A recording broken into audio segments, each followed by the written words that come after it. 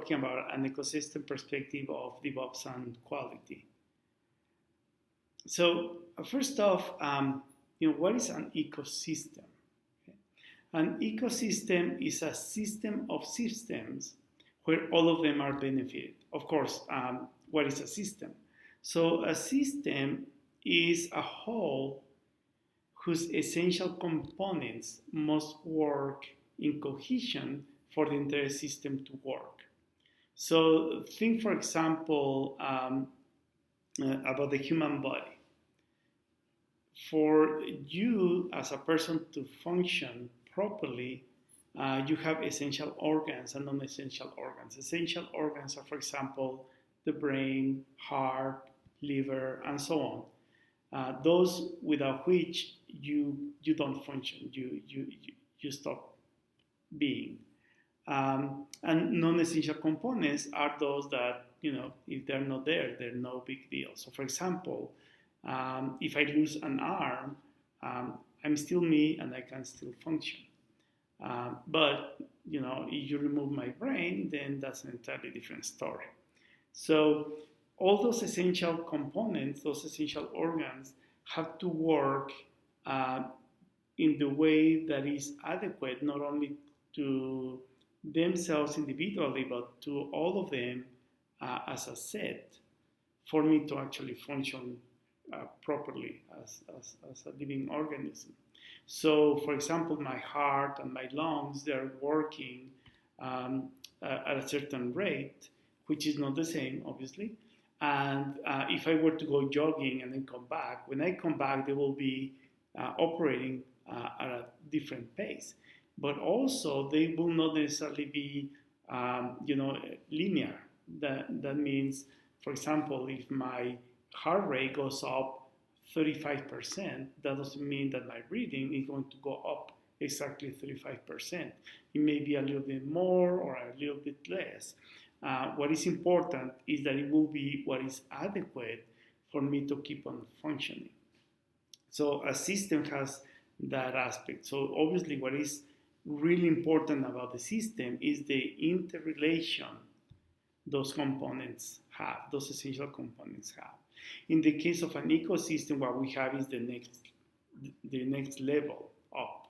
So we have several systems that have to coexist.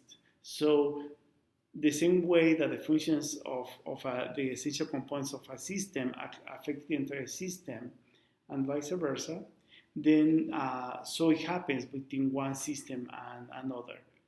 So for example, if you look at this image, we can see how even the colors and the kind of vegetation that are there on the image, how there is a very interesting distribution. And all of them, have coexisted for a while, and there has an ecological balance being achieved. But then when we bring a foreign element or a new element into that ecosystem, if that new system is not in agreement with the balance of the existing ecosystem, then it's going to disrupt it. And in this case, it's the road. I mean, as you can see, it's very, very clear. Even though it's a narrow road and it's a dirt road, you can see right away how it has disrupted the ecological balance. This is very important to take into account because the same thing happens at organizations. So if we are thinking about, for example, bringing DevOps to the organization, how can we actually really achieve efficacy? I mean, if we want to bring DevOps, it's because we want to make our organization not only more efficient, but also we want the efficacy to go up.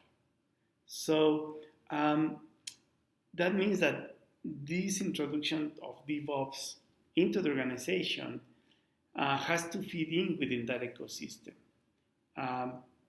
What this also means is that the ecosystem has to also adapt to that. So it works both ways. So what do we need to be able to do that, right? So, well, I mean, we can say, well, we need to think about security, for example. And yes, effectively, most organizations have already had some security measures within the products and services they provide, and also internally.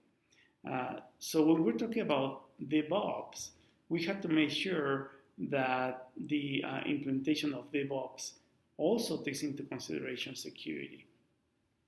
So that's an important aspect. So yes, we need that. Now, what else, right? What about quality? You know, so we shouldn't think about testing just for the sake of testing. We have to think about testing from the standpoint of quality. So yes, obviously we need that. So because of the nature of DevOps, it is important that the way in which we think about quality and testing has to change, has to adapt, just as security does. So yes, we need that as well.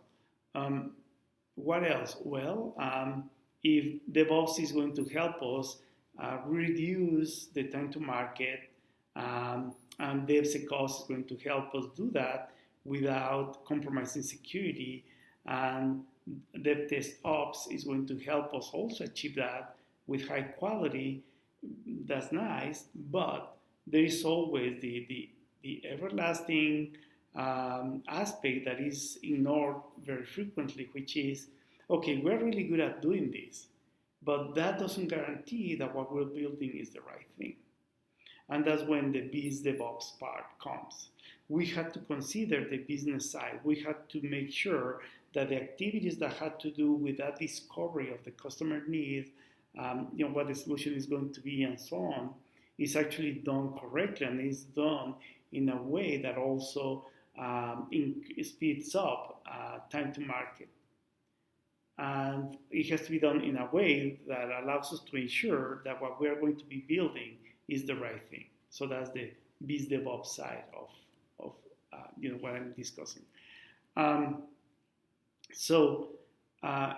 In the end, so what we're talking about is biz dev test sec ops. So all that together starts, giving us more that sense of the ecosystem.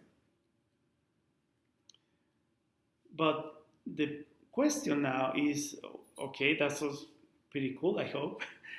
So is this the ecosystem? And the answer actually is no. I mean, we're on the right track, we're getting there, but there's still, there's still something missing in order to be able to bring true efficacy. So what is it that is missing? So several elements. So let's begin with simplicity of design and implementation. So it is very important, and this is entirely in agreement with lean thinking and with agile thinking, and is simplicity. We had to make sure that the way in which we conduct all these activities, this discovery of the customer need, how to determine what the solutions are going to be like, and then going through that full cycle of building and the security side, the test side, quality, and so on, is done in a way that is actually simple. That is, that doesn't make things harder, that doesn't increase operational costs, and that it doesn't increase risks. And basically, what we have to think of is what is the minimum effort, or what activities of minimum effort are the ones that are going to give us the maximum value, that maximum throughput, that reduction of operational expenses, and so on. So simplicity is very important. It has to be from the interaction with the customer, the design of things, and the implementation. So here's where there are some relatively new approaches that can be used, and the one that I want to bring to your attention specifically is Xscale. Xscale is an approach to not only large organizations and large and complex projects or programs, This can be applied actually, at any level. It can be a small company, can be just one project, and it is perfectly applicable. What is really cool about Xscale is that what it does is de-scale the complexity of the product, the system, the program, the organization to the simplicity of Lean and Agile. And that's definitely a much better and more attractive proposition, which actually goes in agreement with what the basic tenets of agilism are. So getting into the detail of this image, we are familiar with cumulative flow diagrams. And if we look at the left side of this image, we can identify the lower portion of it to be a cumulative flow diagram where there is the aspect of the testing, the integration, and that kind of activities. But what we are inviting you to do here is to make it more complete, meaning to look at it at ecosystem level. So what we do is actually consider also the business side of it and the economics of it. So we have aspects such as budgets, priorities, operational expenses, and we're looking also at the net profit, we're looking at the revenue. And what we're seeing here is if you have an S-curve, which is the one that I'm pointing out with the cursor, and this S-curve is the expected behavior throughout the project life cycle. We know that we have different kinds of aspects to consider: the economics of it, the business side of it, and then the technical side of it. And cost accounting tells us that what we should do is strive to minimize operating expenses. If there's some sort of activity that is the kind of variation that is not the expected variation that is part of the project in itself, then we have to find a way to take care of it. At the same time that we also are always trying to find out ways to also reduce any other kind of expense. But the important point is this. Cost accounting, what it will say is, okay, we got to reduce these operating expenses. That's great, because if our operating expenses are lower and our net profit increases, then we're in good shape. But in this case, what we want to bring is something different. We're thinking about throughput accounting. So what we have to pay attention is the overall throughput.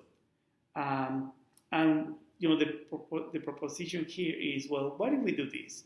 Instead of just cutting the operating expense, what we do is the economy, negative economy behind the operating expense is not considered necessarily as a negative. Some of it is necessary for things to happen.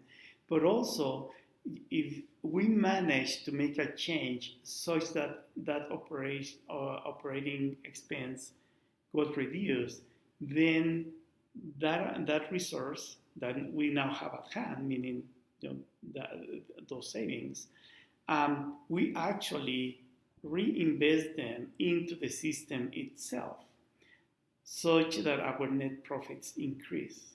So then what is going to happen is that this S-curve is going to change shape. And as we do that, we're going to start getting an exponential return. What that means is that the overall revenue will increase, but also the net profits will increase. One other way to look at this is these new S-curves could be actually new features or new products or new services that we are stacking up to the offerings that we currently are giving to our customers. Meaning, instead of waiting for the S-curve to go flat, to reach a plateau, to then bring a new one, which will pretty much make our economy to go in this direction, which even if it goes up is is not as attractive as compared to something that grows in a, what is closer to an exponential growth. So this is one aspect that can help us improve the economy of the system and also the value offering to our customers. Another aspect to consider is the triple loop learning. And basically what this tells us is, yes, we have our workflow cycles, which is the way product and service development has been happening for a long time. Then thanks to Lean and Agile, then it came value flow. So the focus is not only on the work, but on the actual value flow. Kanban is a really good example of a method that allows us to, in a much more effective way, improve value flow.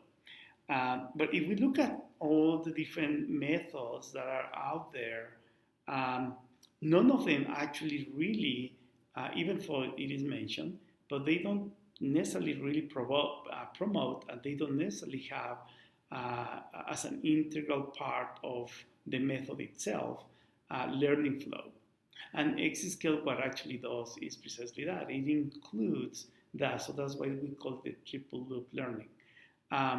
So that learning flow is within the operation itself, the structure of Xscale, the activities that are conducted on a day-to-day basis at the organization, the way collaboration happens is such that learning actually occurs. It doesn't get stuck into just one silo of the organization or gets lost. It's actually, in a very natural way, it spreads across the entire organization. Also, extremely important, always consider the human aspect. It is not enough to just say, okay, for example, we had the L manifesto, and the L manifesto mentions certain, aspects related to this. XP actually emphasizes a lot on this. However, what happens in practice is that organizations, teams, and decision makers tend to just focus on the mechanics of the methods. They tend to focus only on, getting things done, on the work, and they don't really pay attention to the human aspect, unfortunately. Some of them do, but not all of them. And that shouldn't happen. So the chart on the right-hand side hopefully will help you understand the fabulous advantage of doing this. So if we have, for example, the economics behind how value flow takes place, we know that transaction cost is the cost associated to getting things done. And holding cost is the cost associated to the work that is waiting to get done. And these curves represent the typical behavior. If we add those two costs, what we obtain is the total cost, which is a U-shaped curve. The U-shaped curve, the lower side of it is rather flat, and and what this tells us is it helps us identify what is the batch size range of work that gives us the best economy. And this is very important because it's not about minimizing the amount of work in progress or having a lot of work in progress. It's about limiting the amount of work in progress. But it's not just about limiting it. It's what if we can limit it to the range where the economy is the best possible, in this case in terms of costs. Well, this model helps us do that. Now, and that was actually proposed by Donna Brennerson. But what if we do this? What if we also consider the human aspect? In this case, stress. What if we also measure the level of stress at the teams and the organization, depending on the amount of work that is being done? Then, once we have that curve, we can also see that the lowest part of the stress curve with relation with the lowest part of the total cost curve allows us to identify the sub-range of amount of work in progress that not only gives us the minimal cost in terms of transaction cost and holding cost, but also with the minimum amount of stress. Well, the result will be an even much better economy because not only your costs are the lowest ones in your system, but it's also within the range where people are less stressed. And what this does is that it becomes more sustainable. People can work longer at that rhythm because they are less stressed. But also an advantage is that the quality of the work will be better.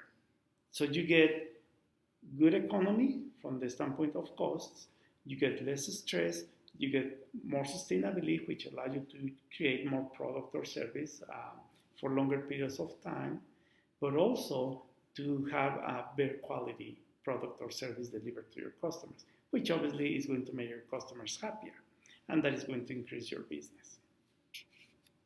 So paying attention to the human aspect is definitely important. So just to conclude, and again, I mean, this is a very short doc talk. There's a lot more to explore, but just I want to let you guys know that Xscale, I invite you to explore it. It actually brings a full ecosystem in interaction. As I mentioned with the triple loop learning, that learning is actually cross-functional. It's not silo-based or even worse like team-based or personal-based. Also, through the throughput accounting, we can optimize the economics of the system. The value streams are self-managing. One of the problems with Agile at scale, and I'm not meaning the Agile at scale approach, I'm talking about approaches to applying Agile for large projects and organizations. All of them become more and more complex as things get bigger. Be by something that gives you an approach that gives you like portfolio and program and these different layers, or the ones that start bringing you like a scrum of scrums. I mean, what we can see in practice as we apply them is that they don't quite scale, okay? The complexity actually increases. With self-managing value streams, actually we have a better approach in which the learning occurs all the time and an increase of complexity actually is definitely minimal. The resources and services are shared across the different streams. This is one of the reasons why the cross-functional learning also happens. And this is also a result of the fact that we have self-managing value streams. The value streams are refactor, which also contributes to the learning. The design is done breadth first. This allows us to be able to more rapidly and in a more economical way identify a better way to, or what's the best path to pursue to be able to generate the best possible value to customers. There is no delegation, there's actually collaboration. Xscale includes what we call code without thrones, which is an excellent way to learn how to collaborate and is directly applicable at the organization. There's a lot of emphasis on simplicity, and the simplicity goes from design to collaboration to value generation, and there's a lot of emphasis on automation, and this is very important because this allows people to actually focus on what actually requires of human ingenuity or what requires of human creativity rather than doing work that through automation can be done. This also invites a lot more experimentation, which goes hand in hand with the design breadth first. And then last, and this is from my side, is to always give a very high level or degree of consideration to the human aspect is absolutely key to success. So that's it from my side. Thank you so much, guys. Have a good day. Bye-bye.